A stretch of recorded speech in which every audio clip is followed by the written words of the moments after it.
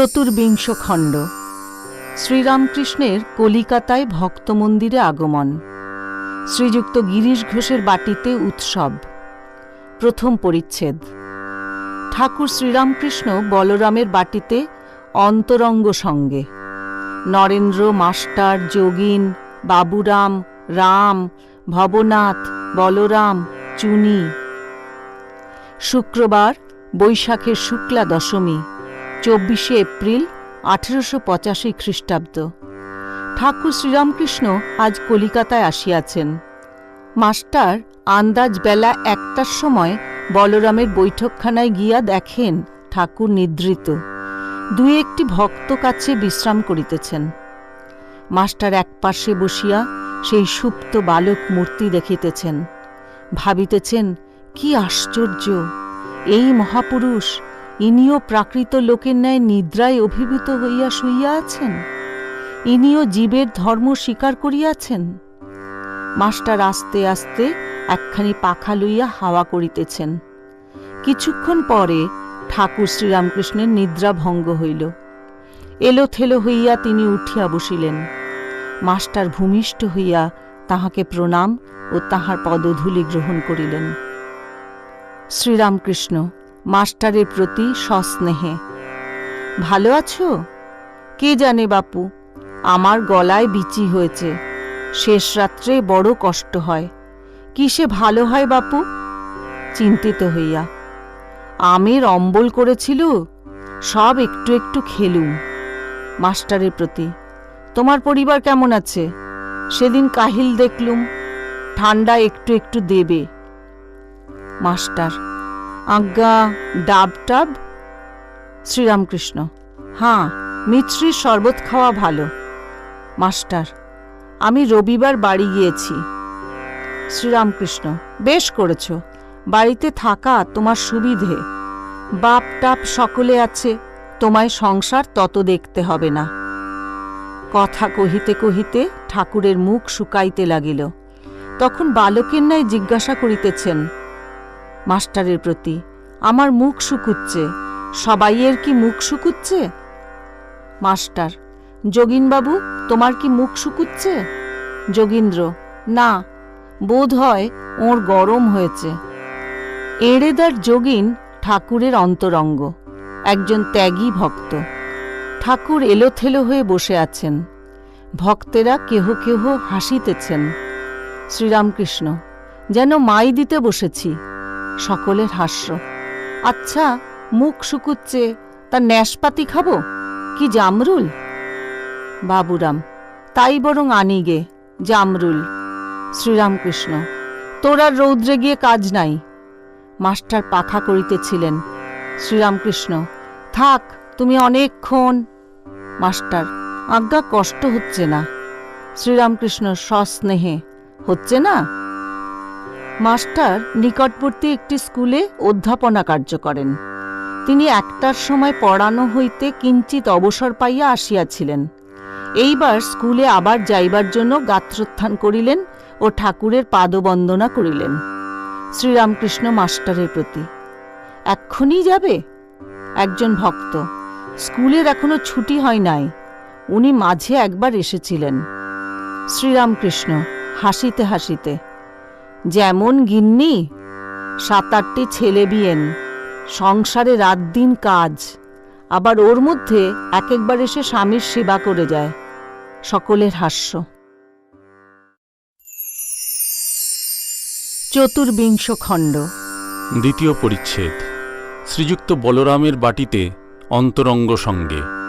4টার পর স্কুলের ছুটি হইল। মাস্টার বলরামবাবুর বাহিরের ঘরে আসিয়া দেখেন ঠাকুর সহাস্য বদন বসিয়া আছেন। সংবাদ পাইয়া একে একে ভক্তগণ আসিয়া জুটিতেছেন। ছোট নরেন ও রাম আসিয়াছেন, নরেন্দ্র আসিয়াছেন। মাস্টার প্রণাম করিয়া আসন গ্রহণ করিলেন। বাটির ভিতর হইতে বলরাম থালায় করিয়া ঠাকুরের জন্য মোহনভোগ পাঠাইয়াছেন, কেননা ঠাকুরের গলায় বিচি হইয়াছে। শ্রীরামকৃষ্ণ মোহনভোগ দেখিয়া নরেন্দ্রের প্রতি বলিলেন, ওরে, মাল এসেছে, মাল মাল, খা খা। সকলে হাসিতে লাগিল। ক্রমে বেলা পড়িতে লাগিল। ঠাকুর গিরিশের বাড়ি যাইবেন। সেখানে আজ উৎসব। ঠাকুরকে লইয়া গিরিশ উৎসব করিবেন। ঠাকুর বলরামের দ্বিতল ঘর হইতে নামিতেছেন, সঙ্গে মাস্টার, পশ্চাতে আরও দুই একটি ভক্ত। দেউড়ির কাছে আসিয়া দেখেন একটি হিন্দুস্থানি ভিখারি গান গাহিতেছে। রাম নাম শুনিয়া ঠাকুর দাঁড়াইলেন। দক্ষিণাস্য দেখিতে দেখিতে মন অন্তর্মুখ হইতেছে। এইরূপভাবে খানিকক্ষণ দাঁড়াইয়া রহিলেন। মাস্টারকে বলিলেন, বেশ সুর। একজন ভক্ত ভিক্ষুককে 4টি পয়সা দিলেন। ঠাকুর বোসপাড়ার গলিতে প্রবেশ করিয়াছেন। হাসিতে হাসিতে মাস্টারকে বললেন, হ্যাঁগা কি বলে, পরমহংসের ফৌজ আসছে, শালারা বলে কি? সকলে হাসিতে লাগিল।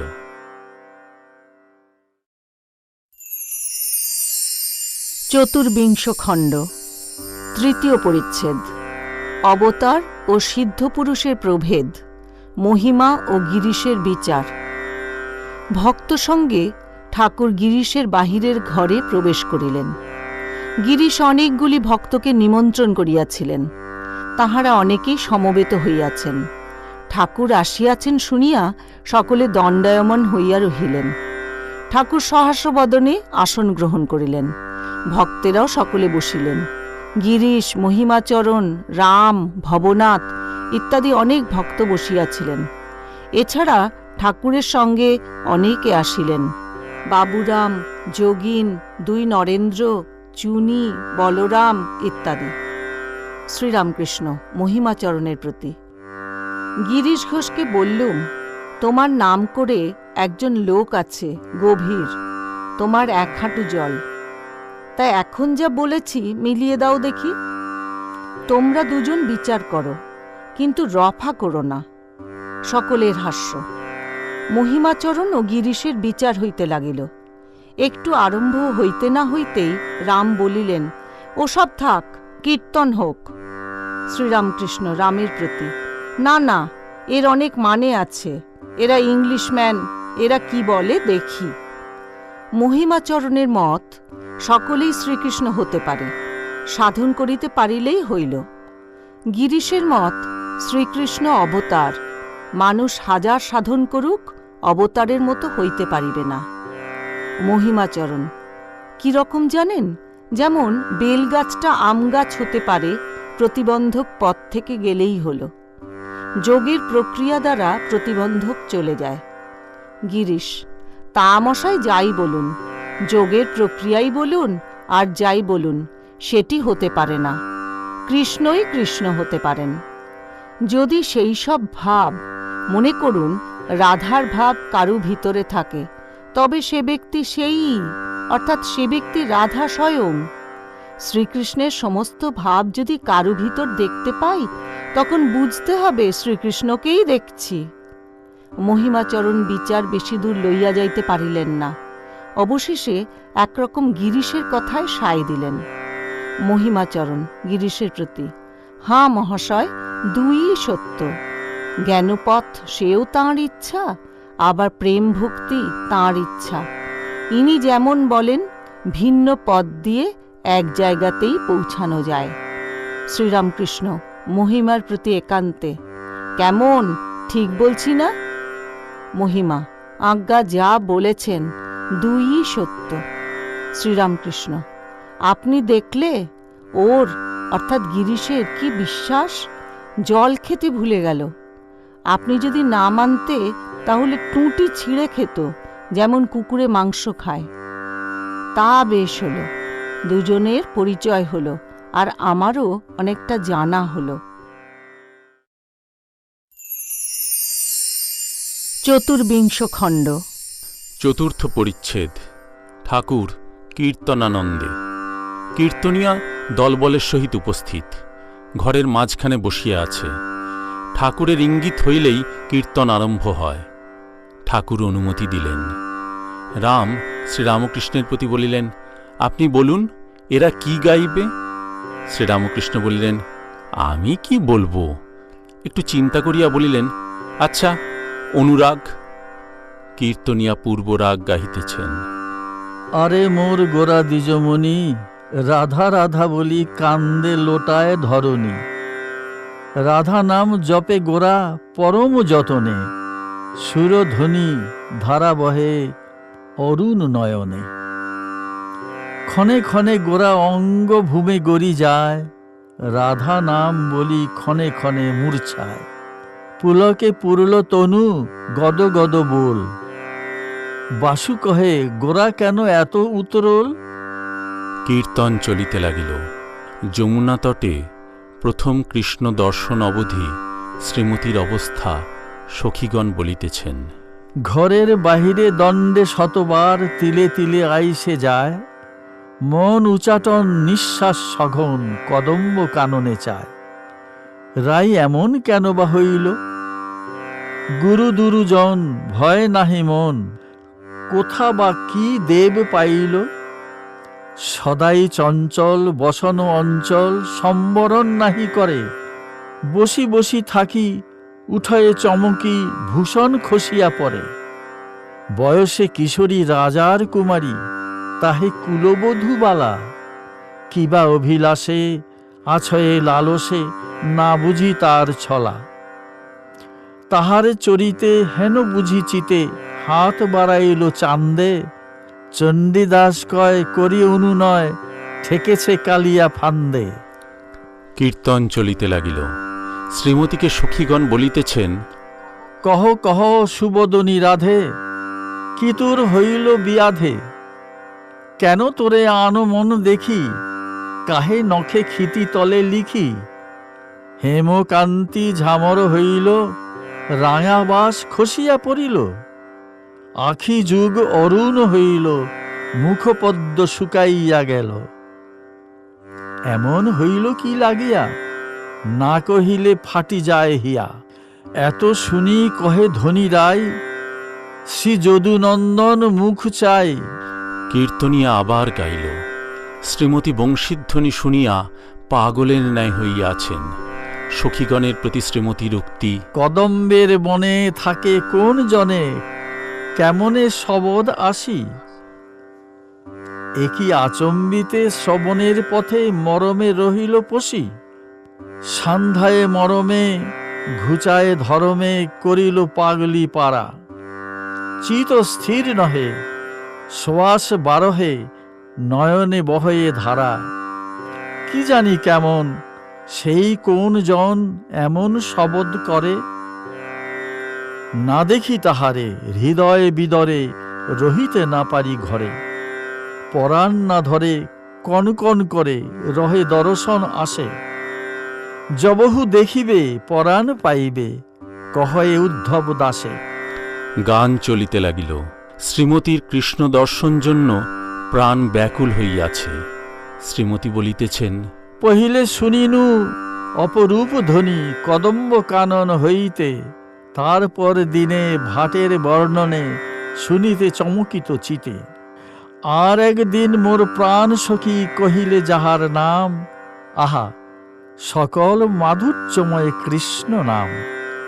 গুণীগণ গানে শুনিনু শ্রবণে, তাহার এ গুণগ্রাম।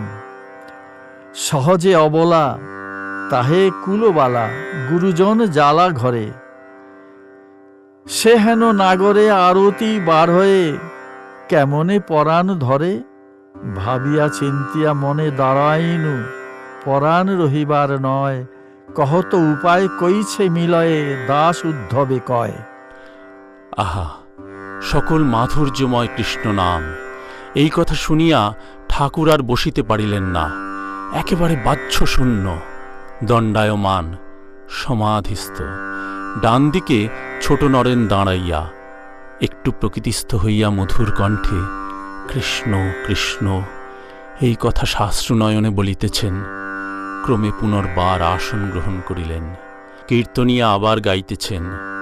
বিশাখা দৌড়িয়া গিয়া একখানি চিত্রপট আনিয়া শ্রীমতীর সম্মুখে ধরিলেন। চিত্রপটে সেই ভুবনরঞ্জন রূপ। শ্রীমতী পটদর্শনে বলিলেন, এই পটে যাকে দেখছি তাকে যমুনা তটে দেখা অবধি আমার এই দশা হয়েছে। যে দেখেছি যমুনা তটে, সেই দেখি এই চিত্রপটে। যার নাম কহিল বিশাখা, সেই এই পটে আছে লেখা। যাহার মুরলী ধ্বনি, সেই বটে এই রসিক মণি। আধু মুখে যার গুণ গাথা, দুটি মুখে শুনি যার কথা। এই মোর হরি আছে প্রাণ, ইহা বিনে কেহ নহে আন। এত কহি মুরছি পরয়ে, সখীগণ ধরিয়া তোলয়ে। পুনঃ কহে পাইয়া চেতনে, কি দেখুনু দেখাও সে জনে। সখীগণ করয়ে আশ্বাস, ঘনে ঘনশ্যাম দাস। ঠাকুর আবার উঠিলেন। নরেন্দ্রাদি সাঙ্গপাঙ্গ লইয়া উচ্চ সংকীর্তন করিতেছেন। যাদের হরি বলতে নয়ন ঝরে, তারা তারা দুভাই এসেছে রে। যারা আপনি কেঁদে জগৎ কাঁদায়, যারা মার খেয়ে প্রেম যাচে, যারা ব্রজের কানাই বলাই, যারা ব্রজের মাখন চোর, যারা জাতির বিচার নাহি করে, যারা আপামরে কোল দেয়, যারা আপনি মেতে জগৎ মাতায়, যারা হরি হয়ে হরি বলে, যারা জগাই মাধাই উদ্ধারিল, যারা আপন পর নাহি বাঁচে, জীব তরাতে তারা দুভাই এসেছে রে নিতাই গৌর। নদে টলমল টলমল করে, গৌর প্রেমের হিল্লোলে রে। ঠাকুর আবার সমাধিস্থ। ভাব উপশম হইলে আবার আসন গ্রহণ করিলেন। শ্রীরামকৃষ্ণ মাস্টারের প্রতি বলিলেন, কোন দিকে সম্মুখ ফিরে বসেছিলুম এখন মনে নাই।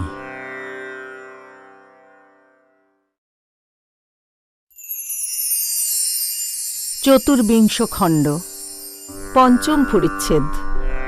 শ্রীরামকৃষ্ণ ও নরেন্দ্র, হাজরার কথা, ছলরূপী নারায়ণ। ঠাকুর ভাব উপশমের পর ভক্ত সঙ্গে কথা কহিতেছেন। নরেন্দ্র শ্রীরামকৃষ্ণের প্রতি, হাজরা এখন ভালো হয়েছে। শ্রীরামকৃষ্ণ, তুই জানিস নি এমন লোক আছে বগলে ইট, মুখে রাম রাম বলে। নরেন্দ্র, আজ্ঞা না, সব জিজ্ঞাসা করলুম, তা সে বলে না। শ্রীরামকৃষ্ণ, তার নিষ্ঠা আছে, একটু জপ টপ করে, কিন্তু অমন গাড়োয়ানকে ভাড়া দেয় না। নরেন্দ্র, আজ্ঞা না, সে বলে তো দিয়েছি। শ্রীরামকৃষ্ণ, কোথা থেকে দেবে? নরেন্দ্র, রামলাল টামলালের কাছ থেকে দিয়েছে বোধহয়। শ্রীরামকৃষ্ণ, তুই সব কথা জিজ্ঞাসা কি করেছিস? মাকে প্রার্থনা করেছিলাম, মা, হাজরা যদি ছল হয় এখান থেকে সরিয়ে দাও। ওকে সেই কথা বলেছিলাম। ও কিছুদিন পরে এসে বলে, দেখলে আমি এখনো রয়েছি। ঠাকুরের ও সকলের হাস্য, কিন্তু তারপরে চলে গেল। হাজরার মা রামলালকে দিয়ে বলে পাঠিয়েছিল হাজরাকে একবার রামলালের খুড়োমশায় যেন পাঠিয়ে দেন। আমি কেঁদে কেঁদে চোখে দেখতে পাই না। আমি হাজরাকে অনেক করে বললুম, বুড়ো মা, একবার দেখা দিয়ে এসো। তা কোনো মতে গেল না। তার মা শেষে কেঁদে কেঁদে মরে গেল। নরেন্দ্র, এবার দেশে যাবে। শ্রীরামকৃষ্ণ, এখন দেশে যাবে? ঢ্যামনা শালা, দূর দূর, তুই বুঝিস না। গোপাল বলেছে সিঁথিতে হাজরা কদিন ছিল, তারা চাল ঘি সব জিনিস দিত। তা বলেছিল, এ ঘি এ চাল কি আমি খাই?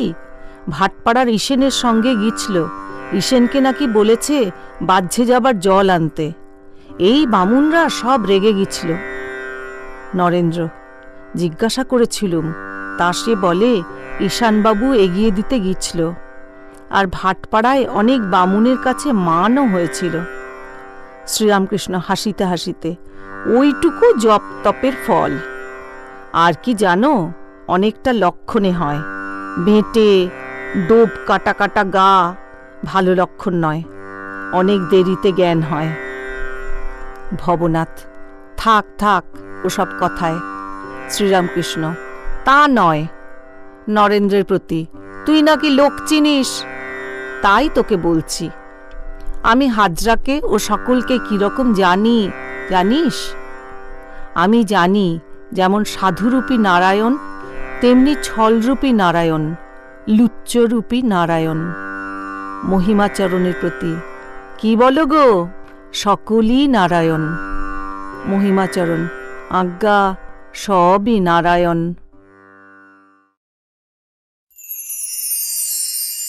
চতুর্বিংশ খণ্ড। ষষ্ঠ পরিচ্ছেদ। ঠাকুর শ্রীরামকৃষ্ণ ও গোপী প্রেম। গিরিশ শ্রীরামকৃষ্ণের প্রতি বলিলেন, মহাশয়, একাঙ্গী প্রেম কাহাকে বলে? শ্রীরামকৃষ্ণ বলিলেন, একাঙ্গী কিনা ভালোবাসা একদিক থেকে, যেমন জল হাঁসকে চাচ্ছে না, কিন্তু হাঁস জলকে ভালোবাসে। আবার আছে সাধারণী, সমঞ্জস্য, সমর্থা। সাধারণী প্রেম নিজের সুখ চায়, তুমি সুখী হও আর না হও, যেমন চন্দ্রাবলীর ভাব। আবার সমঞ্জস্য, আমারও সুখ হোক, তোমারও হোক, এ খুব ভালো অবস্থা, সকলের উচ্চ অবস্থা। সমর্থা, যেমন শ্রীমতীর, কৃষ্ণ সুখে সুখী, তুমি সুখে থাকো, আমার যাই হোক। গোপীদের এই ভাব বড় উচ্চ ভাব। গোপীরা কে জানো? রামচন্দ্র বনে বনে ভ্রমণ করতে করতে ৬০ সহস্র ঋষি বসেছিলেন। তাদের দিকে একবার চেয়ে দেখেছিলেন সস্নেহে। তারা রামচন্দ্রকে দেখবার জন্য ব্যাকুল হয়েছিলেন। কোনো কোনো পুরাণে আছে তারাই গোপী। একজন ভক্ত বলিলেন, মহাশয়, অন্তরঙ্গ কাহাকে বলে? শ্রীরামকৃষ্ণ বলিলেন, কি রকম জানো? যেমন নাট মন্দিরের ভিতরের থাম, বাইরের থাম, যারা সর্বদা কাছে থাকে তারাই অন্তরঙ্গ। শ্রীরামকৃষ্ণ মহিমাচরণের প্রতি বলিলেন, কিন্তু জ্ঞানী রূপও চায় না, অবতারও চায় না। রামচন্দ্র বনে যেতে যেতে কতগুলি ঋষিদের দেখতে পেলেন। তাঁরা রামকে খুব আদর করে আশ্রমে বসালেন। সেই ঋষিরা বললেন, রাম, তোমাকে আজ আমরা দেখলুম, আমাদের সকল সফল হলো, কিন্তু আমরা তোমাকে জানি দশরথের বেটা। ভরদ্বাজাদি তোমাকে অবতার বলে, আমরা কিন্তু তা বলি না, আমরা সেই অখণ্ড সচ্চিদানন্দের চিন্তা করি। রাম প্রসন্ন হয়ে হাসতে লাগলেন। উফ, আমার কি অবস্থা গেছে! মন অখণ্ডে লয় হয়ে যেত। এমন কত দিন সব ভক্তি ভক্ত ত্যাগ করলুম, জড়ো হলুম, দেখলুম মাথাটা নিরাকার, প্রাণ যায় যায়। রামলালের খুড়িকে ডাকবো মনে করলুম, ঘরে ছবি টবি যা ছিল সব সরিয়ে ফেলতে বললুম। আবার হুঁশ যখন আসে তখন মন নেমে আসবার সময় প্রাণ আটুপাটু করতে থাকে। শেষে ভাবতে লাগলুম, তবে কি নিয়ে থাকব? তখন ভক্তি ভক্তের উপর মন এলো। তখন লোকদের জিজ্ঞাসা করে বেড়াতে লাগলুম যে এ আমার কি হলো। ভোলানাথ বললে, ভারতে আছে সমাধিস্থ লোক, যখন সমাধি থেকে ফিরবে তখন কি নিয়ে থাকবে? কাজেই ভক্তি ভক্ত চাই, তা না হলে মন দাঁড়ায় কোথা?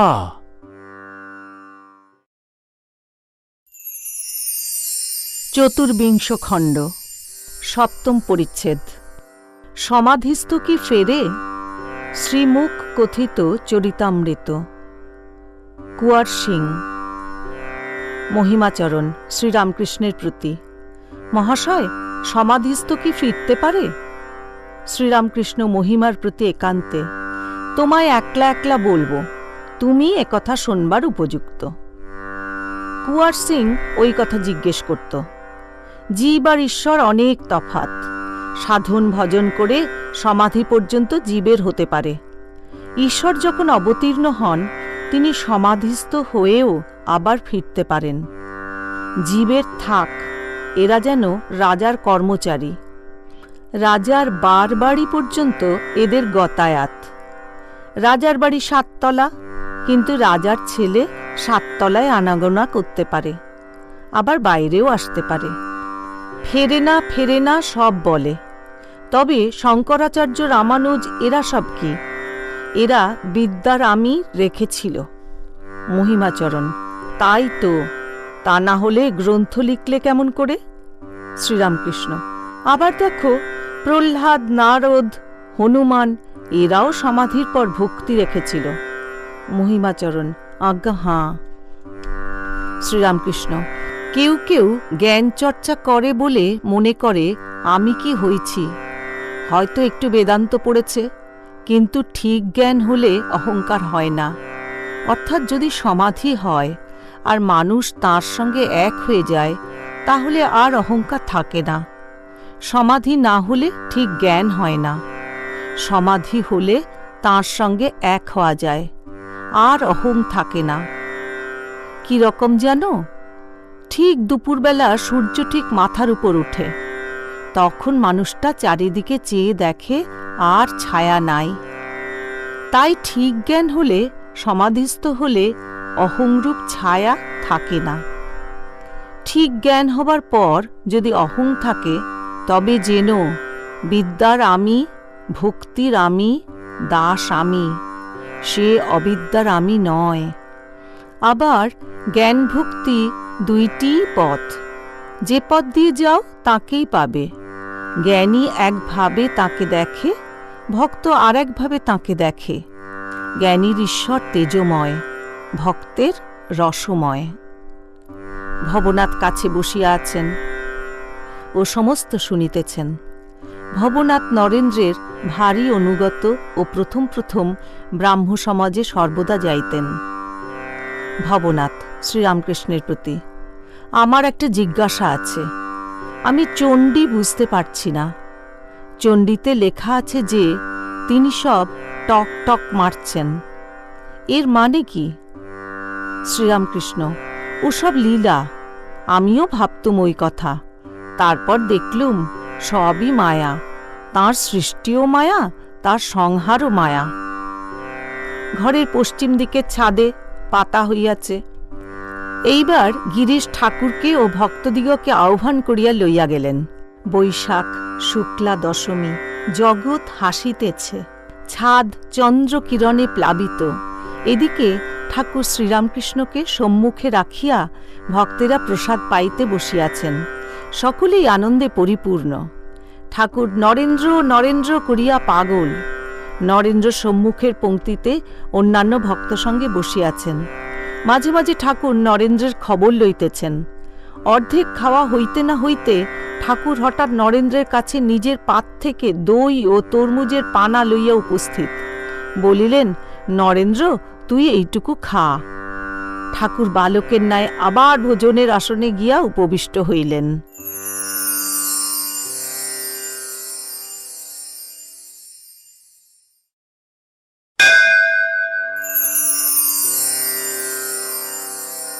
পঞ্চবিংশ খণ্ড। ঠাকুর শ্রীরামকৃষ্ণ শ্যামপুকুরে ভক্ত সঙ্গে। প্রথম পরিচ্ছেদ। আজ বৃহস্পতিবার, আশ্বিন কৃষ্ণা ষষ্ঠী, 29 অক্টোবর 1885 খ্রিস্টাব্দ। বেলা 10টা। ঠাকুর পীড়িত। কলিকাতার অন্তর্গত শ্যামপুকুরে রহিয়াছেন। ডাক্তার তাহাকে চিকিৎসা করিতেছেন। ডাক্তারের বাড়ি শাঁখারিটোলা। ডাক্তারের সঙ্গে এখানে ঠাকুর শ্রীরামকৃষ্ণের একটি সেবক কথা কহিতেছেন। ঠাকুর রোজ রোজ কেমন থাকেন, সেই সংবাদ লইয়া তাহাকে প্রত্যহ আসিতে হয়। ডাক্তার বলিলেন, দেখো, বিহারীর অর্থাৎ ভাদুরীর এক কথা বলে, গেটে স্পিরিট সূক্ষ্ম শরীর বেরিয়ে গেল, আবার গেটে তাই দেখছে। কি আশ্চর্য কথা! মাস্টার বলিলেন, পরমহংসদেব বলেন, ওসব কথায় আমাদের কি দরকার? আমরা পৃথিবীতে এসেছি যাতে ঈশ্বরের পাদপদ্মে ভক্তি হয়। তিনি বলেন, একজন একটা বাগানে আম খেতে গেছিল। সে একটা কাগজ আর পেন্সিল নিয়ে কত গাছ, কত ডাল, কত পাতা গুনে গুনে লিখতে লাগলো। বাগানের একজন লোকের সঙ্গে দেখা হলে সে বললে, তুমি কি করছো, আর এখানে এসেছই বা কেন? তখন সে লোকটি বললে, এখানে কত গাছ, কত ডাল, কত পাতা, তাই গুনছি। এখানে আম খেতে এসেছি। বাগানের লোকটি বললে, আম খেতে এসেছো, তা আম খেয়ে যাও, তোমার অত শত কত পাতা, কত ডাল, এসব কাজ কি? ডাক্তার বলিলেন, পরমহংস সারটা নিয়েছে দেখছি। অতঃপর ডাক্তার তাহার হোমিওপ্যাথিক হাসপাতাল সম্বন্ধে অনেক গল্প করিতে লাগিলেন। কত রোগী রোজ আসে, তাদের ফর্দ দেখালেন। বললেন, ডাক্তার সালজার এবং অন্যান্য অনেকে তাহাকে প্রথমে নিরুৎসাহ করিয়াছিলেন। তাহারা অনেক মাসিক পত্রিকায় তাহার বিরুদ্ধে লিখিতেন ইত্যাদি। ডাক্তার গাড়িতে উঠিলেন, মাস্টারও সঙ্গে উঠিলেন। ডাক্তার নানা রোগী দেখিয়া বেড়াইতে লাগিলেন। প্রথমে চোরবাগান, তারপর মাথা ঘষার গলি, তারপর পাথুরিয়া ঘাটা। সব রোগী দেখা হইলে ঠাকুর শ্রীরামকৃষ্ণকে দেখিতে যাইবেন। ডাক্তার পাথুরিয়া ঘাটায় ঠাকুরদের একটি বাড়িতে গেলেন। সেখানে কিছু বিলম্ব হইল। গাড়িতে ফিরিয়া আসিয়া আবার গল্প করিতে লাগিলেন। ডাক্তার বলিলেন, এই বাবুটির সঙ্গে পরমহংসের কথা হলো, থিওসফির কথা, কর্নেল অলকটের কথা হলো।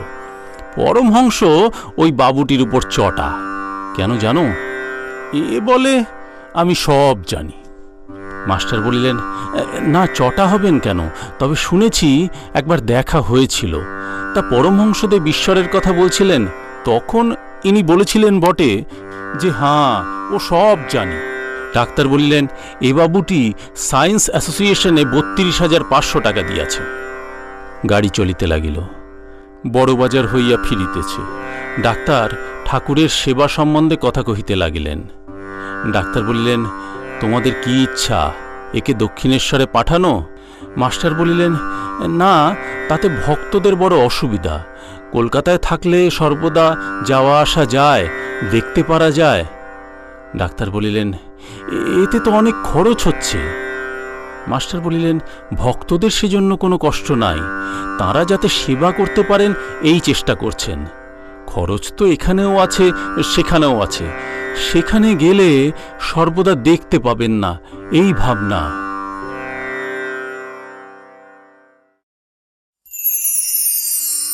পঞ্চবিংশ খণ্ড, দ্বিতীয় পরিচ্ছেদ।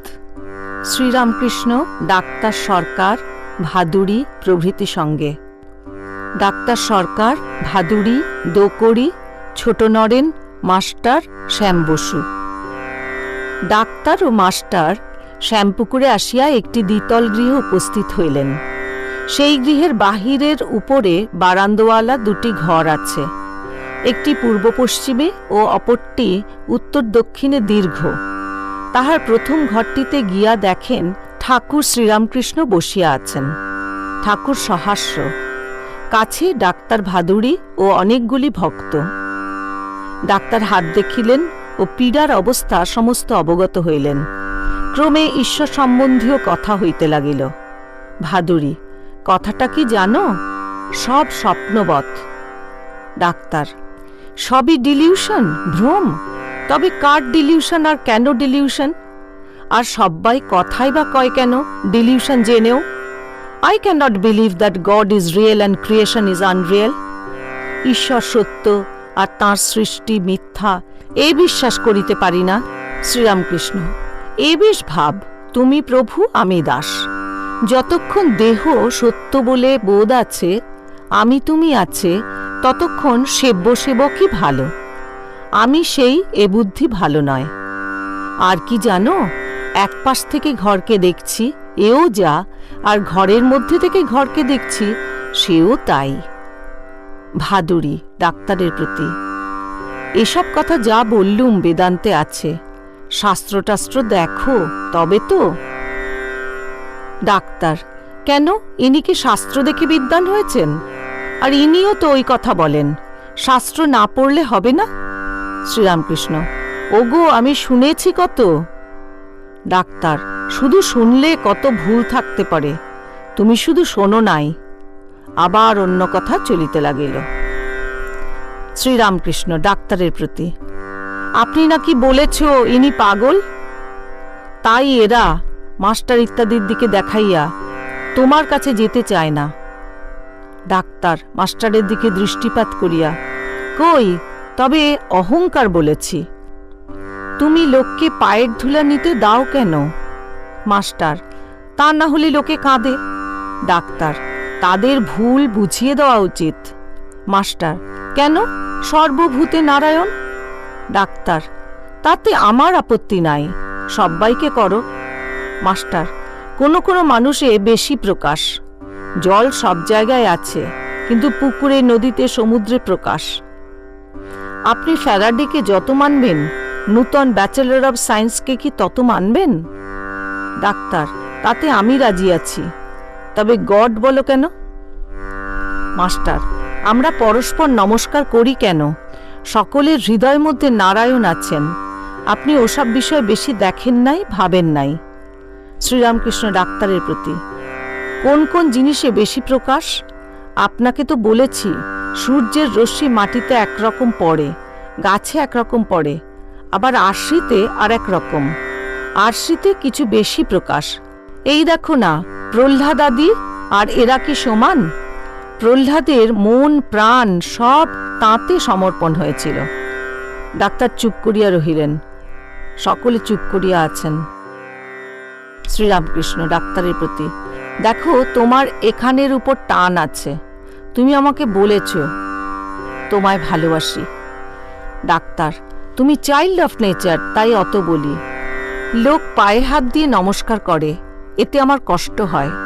মনে করি এমন ভালো লোকটাকে খারাপ করে দিচ্ছে। কেশব সেনকে তার চেলারা ওই রকম করেছিল।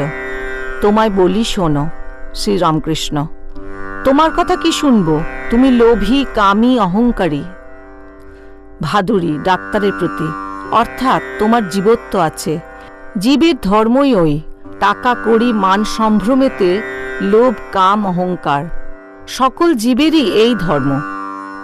ডাক্তার, তা বলো তো, তোমার গলার অসুখটি কেবল দেখে যাব, অন্য কোনো কথায় কাজ নাই। তর্ক করতে হয়তো সব ঠিকঠাক বলবো। সকলে চুপ করিয়া রহিলেন। কিয়ৎক্ষণ পরে ঠাকুর আবার ভাদুরীর সহিত কথা কহিতেছেন। শ্রীরামকৃষ্ণ, কি জানো, ইনি এখন নেতি নেতি করে অনুলোমে যাচ্ছে। ঈশ্বর জীব নয়, জগৎ নয়, সৃষ্টির ছাড়া তিনি। এইসব বিচার ইনি করছে।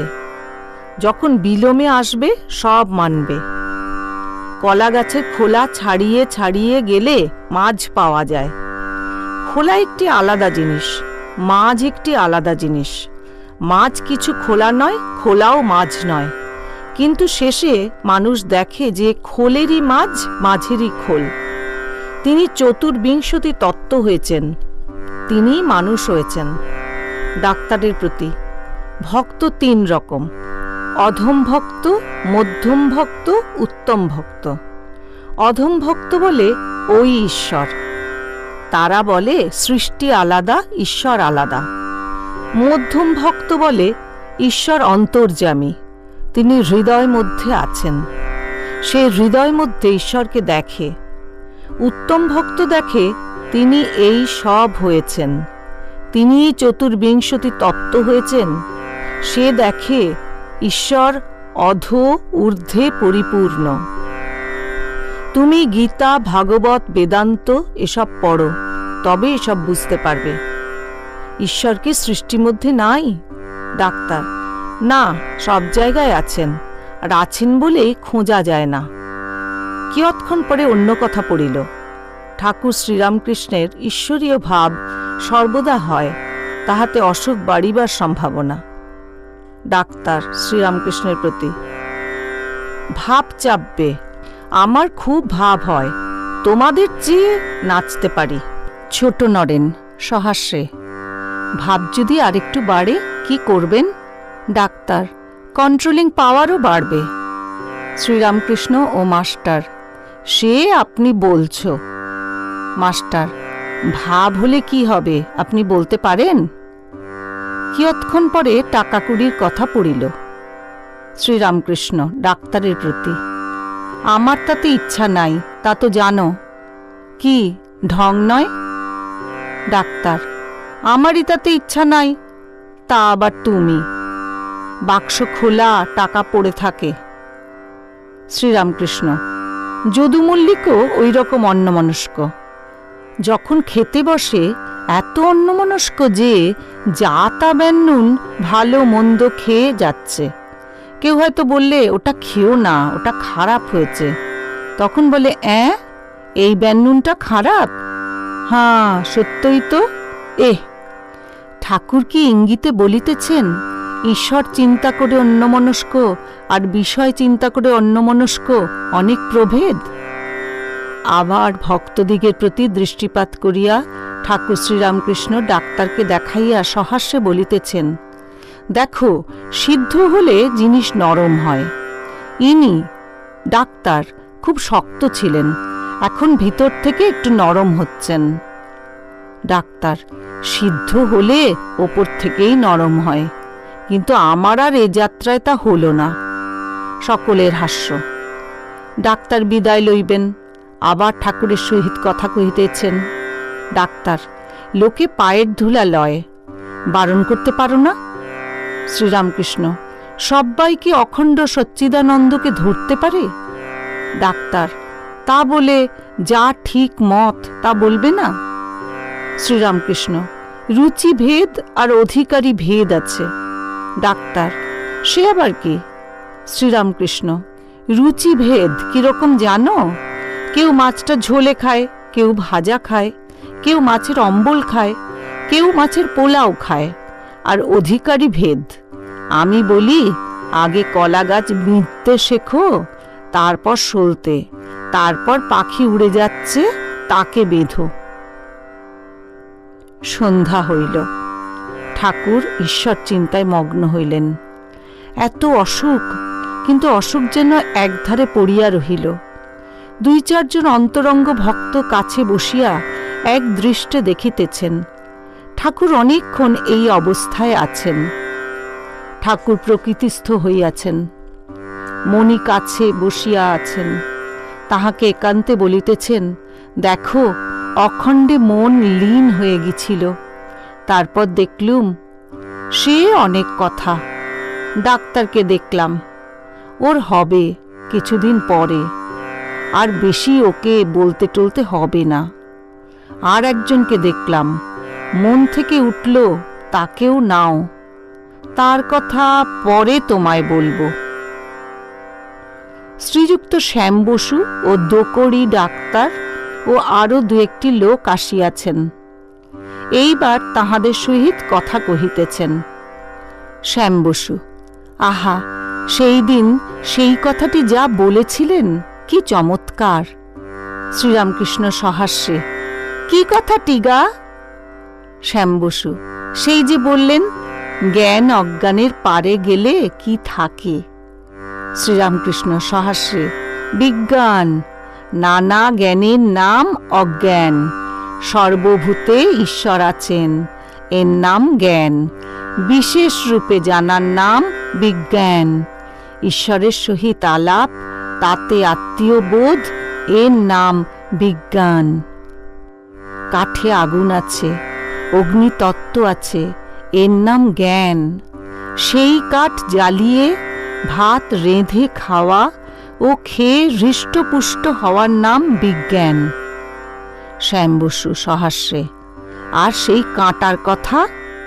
শ্রীরামকৃষ্ণ সহাস্যে: হাঁ, যেমন পায়ে কাঁটা ফুটলে আরেকটি কাঁটা আহরণ করতে হয়, তারপর পায়ের কাঁটাটি তুলে 2টি কাঁটা ফেলে দেয়, তেমনি অজ্ঞান কাঁটা তুলবার জন্য জ্ঞান কাঁটা জোগাড় করতে হয়। অজ্ঞান নাশের পর জ্ঞান অজ্ঞান 2ই ফেলে দিতে হয়, তখন বিজ্ঞান। ঠাকুর শ্যাম বসুর উপর প্রসন্ন হইয়াছেন।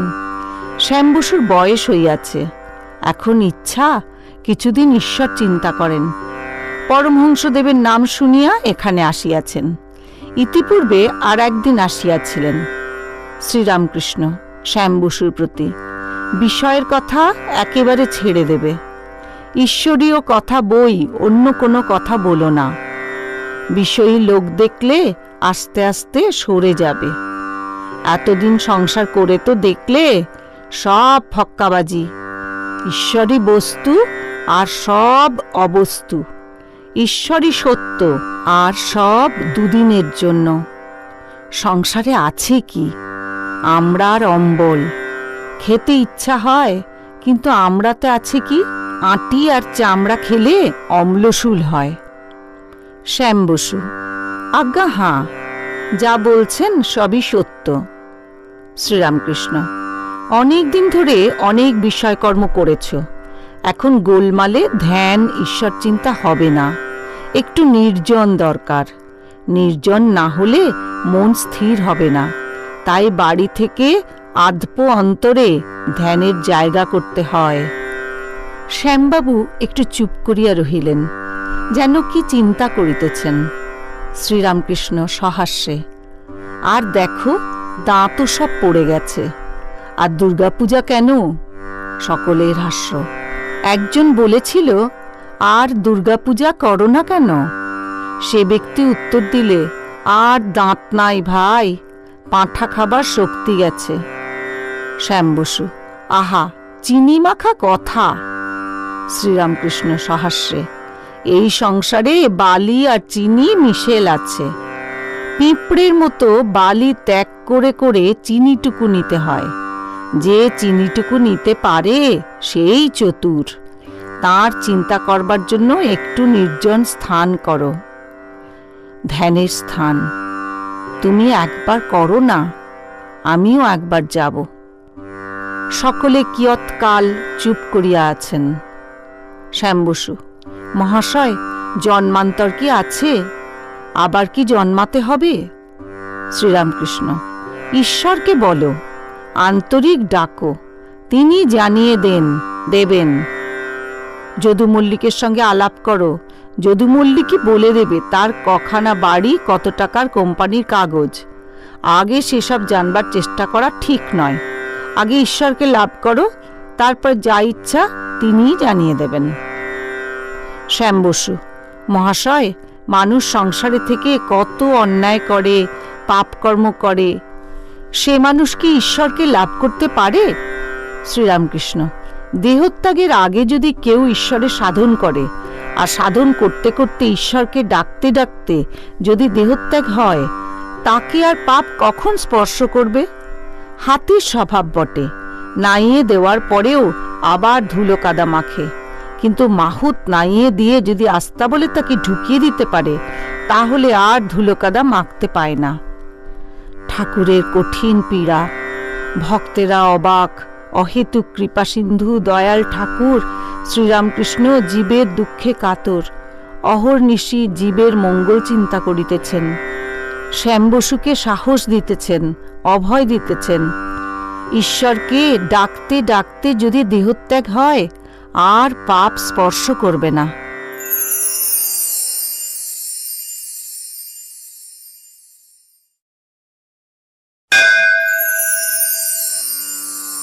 ষড়বিংশ খণ্ড।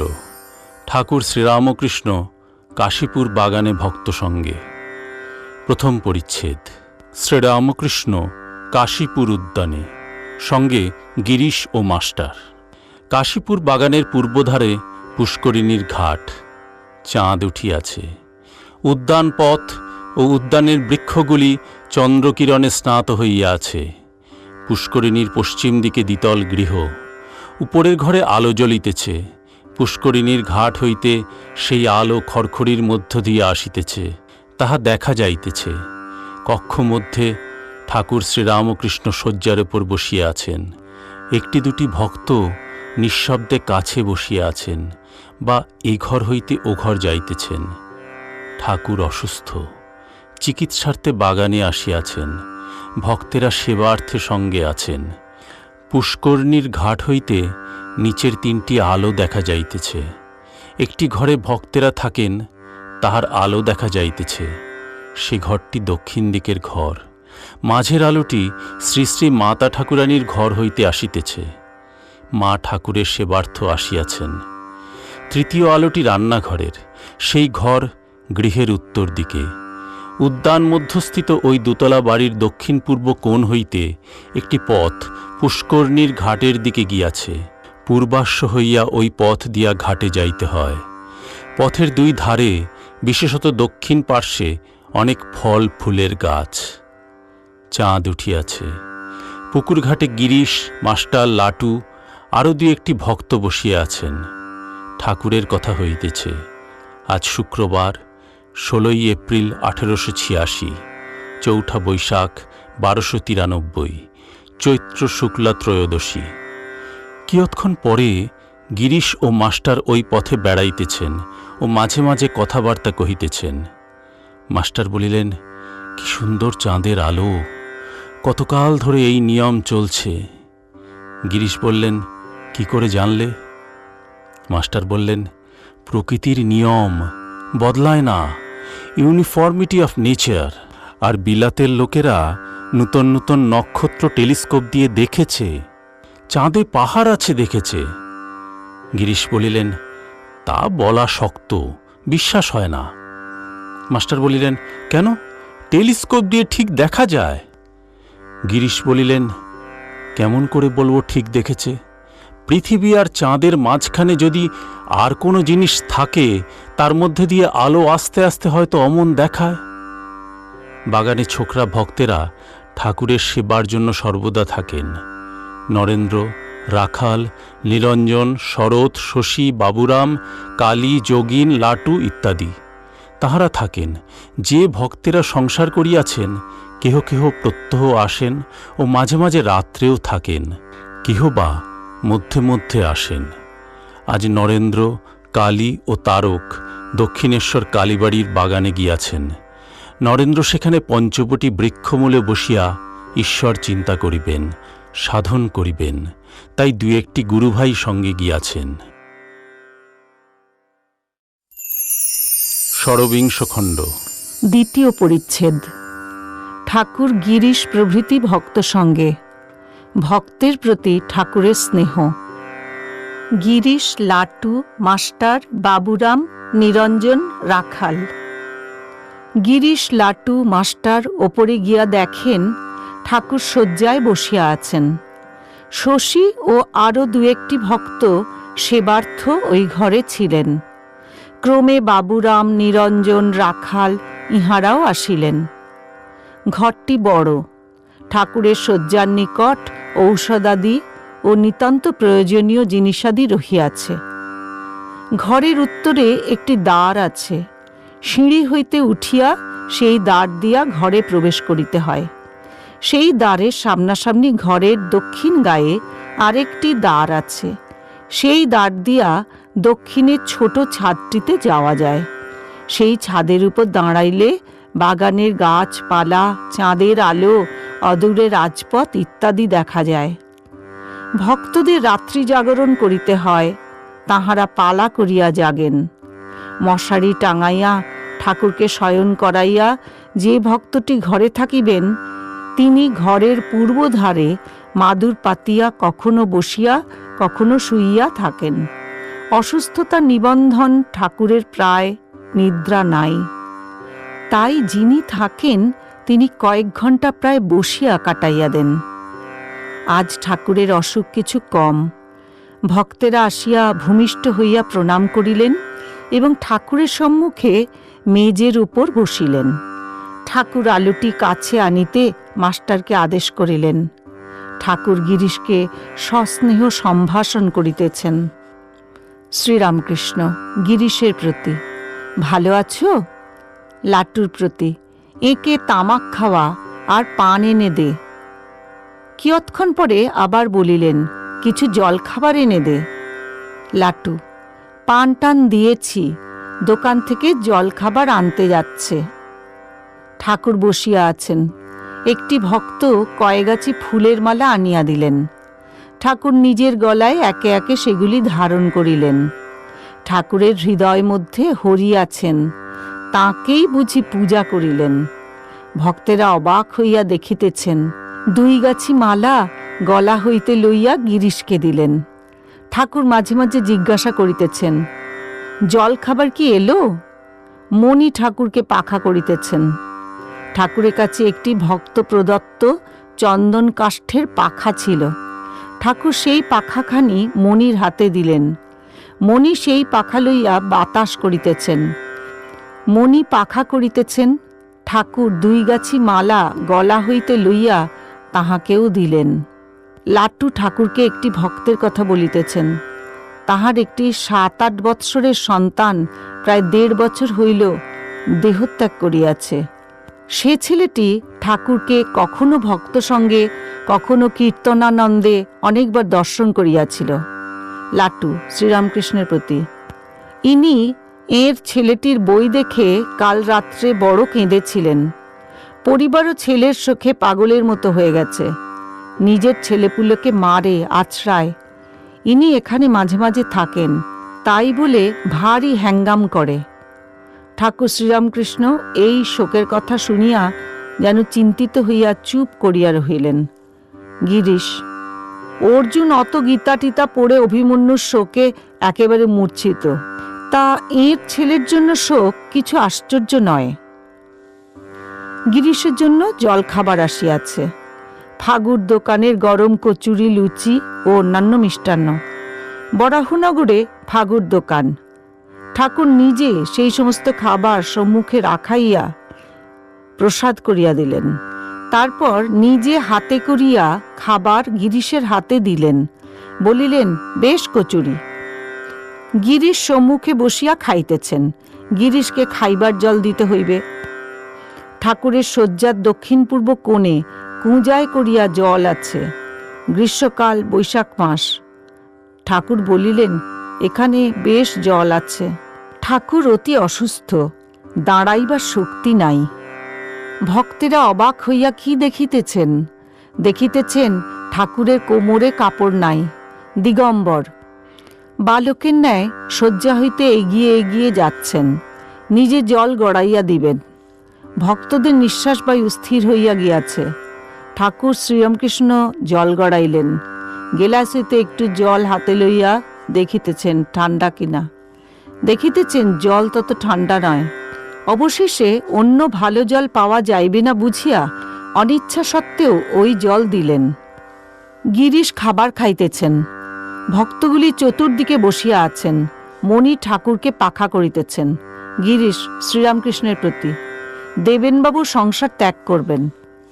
ঠাকুর সর্বদা কথা কহিতে পারেন না, বড় কষ্ট হয়। নিজের ওষ্ঠাধর অঙ্গুলি দ্বারা স্পর্শ করিয়া ইঙ্গিত করিলেন, পরিবারদের খাওয়া দাওয়া কিরূপে হবে, তাদের কিসে চলবে। গিরিশ, তা কি করবেন জানি না। সকলে চুপ করিয়া আছেন। গিরিশ খাবার খাইতে খাইতে কথা আরম্ভ করিলেন। গিরিশ, আচ্ছা মহাশয়, কোনটা ঠিক, কষ্টে সংসার ছাড়া না সংসারে থেকে তাকে ডাকা? শ্রীরামকৃষ্ণ মাস্টারের প্রতি, গীতায় দেখনি, অনাসক্ত হয়ে সংসারে থেকে কর্ম করলে, সব মিথ্যা জেনে জ্ঞানের পর সংসারে থাকলে ঠিক ঈশ্বর লাভ হয়।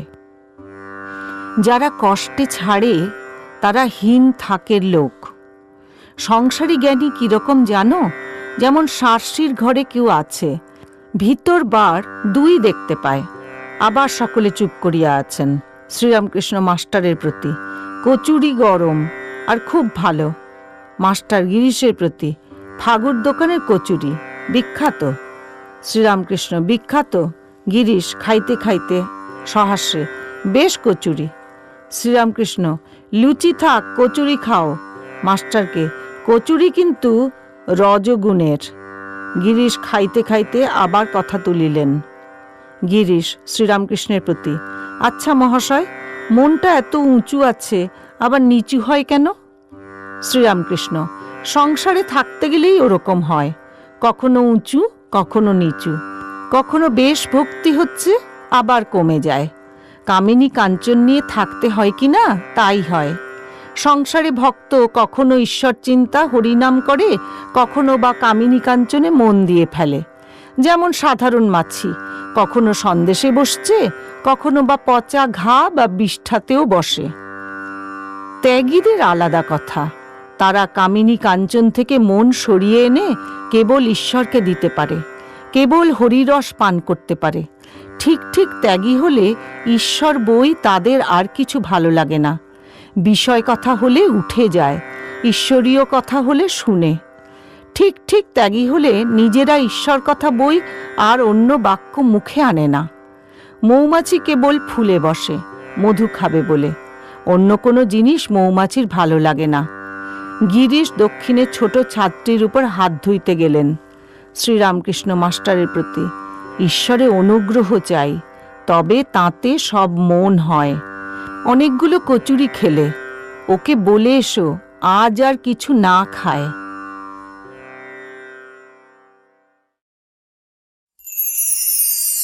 ষড়বিংশ খণ্ড, তৃতীয় পরিচ্ছেদ। অবতার, বেদ বিধির পার, বৈধি ভক্তি ও ভক্তি উন্মাদ। গিরিশ পুনর্বার ঘরে আসিয়া ঠাকুরের সম্মুখে বসিয়াছেন। ও পান খাইতেছেন। শ্রীরামকৃষ্ণ গিরিশের প্রতি বলিলেন, রাখাল টাখাল এখন বুঝেছে কোনটা ভালো কোনটা মন্দ, কোনটা সত্য কোনটা মিথ্যা।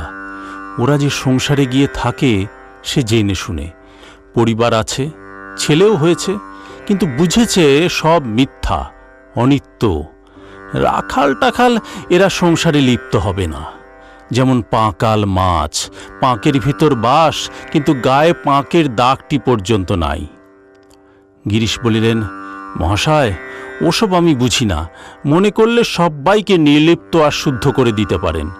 কি সংসারী কি ত্যাগী সব্বাইকে ভালো করে দিতে পারেন। মলয়ের হাওয়া বইলে আমি বলি সব কাঠ চন্দন হয়। শ্রীরামকৃষ্ণ বলিলেন, সার না থাকলে চন্দন হয় না। শিমুল আরও কয়টি গাছ, এরা চন্দন হয় না। গিরিশ বলিলেন, তা শুনি না। শ্রীরামকৃষ্ণ বলিলেন, আইনে এরূপ আছে। গিরিশ বলিলেন, আপনার সব বেআইনি। ভক্তেরা অবাক হইয়া শুনিতেছেন। মণির হাতের পাখা এক একবার স্থির হইয়া যাইতেছে। শ্রীরামকৃষ্ণ বলিলেন, হ্যাঁ, তা হতে পারে। ভক্তি নদী ওথলালে ডাঙায় এক বাঁশ জল। যখন ভক্তি উন্মাদ হয় তখন বেদবিধি মানে না, দুর্বাতলে তা বাছে না, যা হাতে আসে তাই লয়। তুলসী তোলে পরপর করে ডাল ভাঙে। আহা, কি অবস্থায় গেছে। মাস্টারের প্রতি বলিলেন, ভক্তি হলে আর কিছুই চাই না। মাস্টার বলিলেন, আজ্ঞা হাঁ। শ্রীরামকৃষ্ণ বলিলেন, একটা ভাব আশ্রয় করতে হয়। রামাবতারে শান্ত, দাস্য, বাৎসল্য, সখ্য ফক্ষ। কৃষ্ণাবতারে ওসবও ছিল, আবার মধুর ভাব। শ্রীমতীর মধুর ভাব ছেনালি আছে। সীতার শুদ্ধ সতীত্ব, ছেনালি নাই। তাঁরই লীলা, যখন যে ভাব। বিজয়ের সঙ্গে দক্ষিণেশ্বরে কালীবাড়িতে একটি পাগলের মতো স্ত্রীলোক ঠাকুরকে গান শুনাইতে যাইত। শ্যামা বিষয়ক গান ও ব্রহ্মসঙ্গীত। সকলে পাগলি বলে। সে কাশীপুরের বাগানেও সর্বদা আসে ও ঠাকুরের কাছে যাবার জন্য বড় উপদ্রব করে। ভক্তদের সেই জন্য সর্বদা ব্যস্ত থাকতে হয়। শ্রীরামকৃষ্ণ গিরিশাদি ভক্তের প্রতি বলিলেন, পাগলির মধুর ভাব। দক্ষিণেশ্বরে একদিন গিয়েছিল, হঠাৎ কান্না।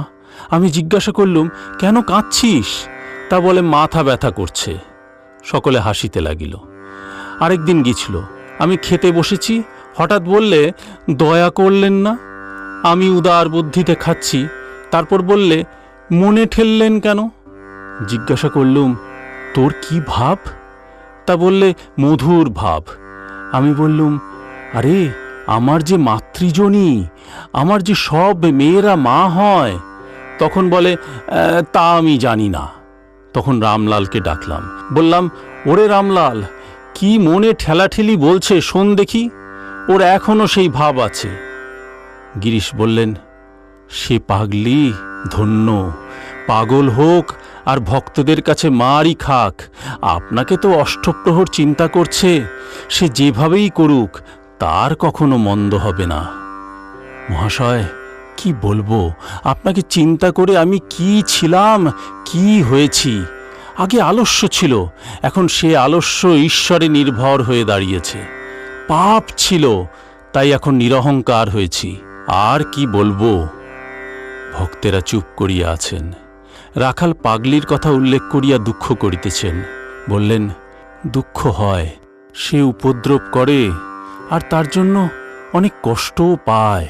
নিরঞ্জন রাখালের প্রতি বলিলেন, তোর মাগ আছে, তাই তোর মন কেমন করে। আমরা তাকে বলিদান দিতে পারি। রাখাল বিরক্ত হইয়া বলিলেন, কি বাহাদুরি, ওর সামনে ওইসব কথা। শ্রীরামকৃষ্ণ গিরিশের প্রতি বলিলেন, কামিনী কাঞ্চনী সংসার। অনেকে টাকা গায়ের রক্ত মনে করে, কিন্তু টাকাকে বেশি যত্ন করলে একদিন হয়তো সব বেরিয়ে যায়। আমাদের দেশে মাঠে আল বাঁধে। আল জানো? যারা খুব যত্ন করে চারিদিকে আল দেয় তাদের আল জলের তোড়ে ভেঙে যায়। যারা একদিকে খুলে ঘাসের চাপড়া দিয়ে রাখে তাদের কেমন পলি পড়ে, কত ধান হয়। যারা টাকার সদ্ব্যবহার করে, ঠাকুর সেবা, সাধুভক্তের সেবা করে, দান করে, তাদেরই কাজ হয়, তাদেরই ফসল হয়। আমি ডাক্তার কবিরাজের জিনিস খেতে পারি না, যারা লোকের কষ্ট থেকে টাকা রোজগার করে। ওদের ধন যেন রক্ত পুঁজ। এই বলিয়া ঠাকুর দুইজন চিকিৎসকের নাম করিলেন। গিরিশ বলিলেন, রাজেন্দ্র দত্তের খুব দরাজ মন, কারো কাছে একটি পয়সা লয় না, তার দান ধ্যান আছে।